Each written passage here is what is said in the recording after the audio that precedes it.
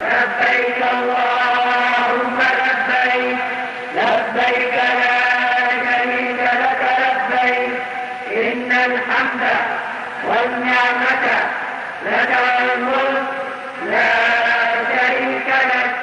এই সেই ঐতিহাসিক আরাফাতের ময়দান, যেই ময়দানে আজ হজ অনুষ্ঠিত হচ্ছে। আরাফার দিন এমন এক ঐতিহাসিক দিন, যেদিন হযরত আদম আলাইহিসসালাম ও হাওয়া আলাইহাসসালাম আরাফাতের ময়দানে পুনর্মিলিত হয়েছিলেন। আর এই ময়দানেই নবীজি হিজরতের 10ম বছরে উপস্থিত লাখো সাহাবীর সামনে দিয়েছিলেন বিদায়ী হজের ঐতিহাসিক ভাষণ, যেখানে তুলে ধরেন মানবাধিকার, নারীর অধিকার, জীবন মর্যাদা ও ইসলামী ভ্রাতৃত্বের ঘোষণা।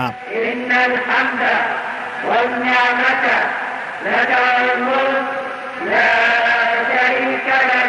আজকের দিন হাজিরা কাটাচ্ছেন তওবা, কান্না আর দোয়ার মধ্য দিয়ে। কেউ দাঁড়িয়ে, কেউ বসে, কেউ দুহাত উঁচু করে প্রিয়জনদের জন্য দোয়া করছেন। হাদিসে এসেছে, আরাফার দিন আল্লাহ তাআলা জাহান্নাম থেকে সবচেয়ে বেশি বান্দাদের মুক্তি দেন।